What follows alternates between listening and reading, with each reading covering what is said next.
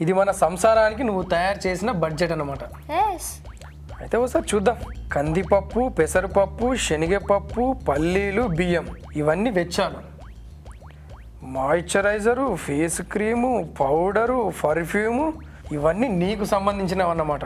ఇదేంటి నెలకు 8 సార్లు రెస్టారెంట్కి, 4 సార్లు సినిమాలకి, 4 సార్లు షాపింగ్లకి. ఏంటి ఇన్నిసార్లు సినిమాలకి, రెస్టారెంట్లకి, షాపింగ్లకా? అబ్బో నా వల్ల కాదు. నువ్వు ఈ బడ్జెట్ని సగానికి సగం తగ్గించాలి. ఐడియా. సరే సగానికి తగ్గించేద్దాం. ఎలా? వీటన్నింటికి నేను ఒక్కదాన్ని వెళ్తాను, మీరు ఇంట్లోనే ఉండండి.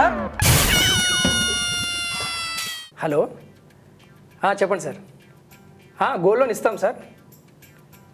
మీ దగ్గర ఎంత గోల్డ్ ఉంది సార్?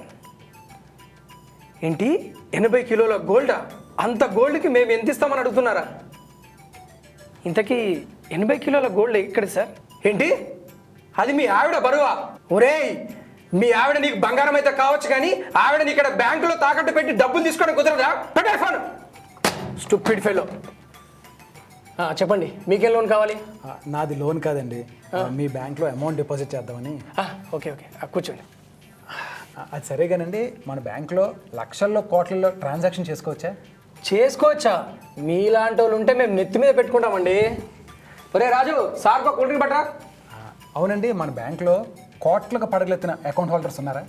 ఉన్నారేంటండి, చాలా మంది ఉన్నారు. అయితే ఇప్పుడు మీరు వాళ్ళలో ఒకరికి నన్ను రికమెండ్ చేస్తే నేను 1000 రూపాయలు పెట్టి వాళ్ళతో జాయింట్ అకౌంట్ ఓపెన్ చేసుకోవడానికి కుదురుతుందా?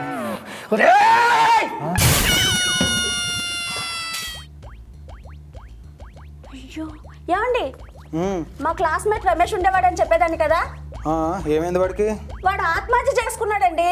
అవునా? అవునండి. పెళ్ళైందా వాడికి? కాలేదు. ఏ కాలేదా? మరి ఆత్మహత్య చేసుకునే అవసరం వచ్చిందా వాడికి? నమస్కారం డాక్టర్ గారు. నమస్తే నమస్తే. అదేంటి రాజు ఇంకా కుంటుతున్నావేంటి?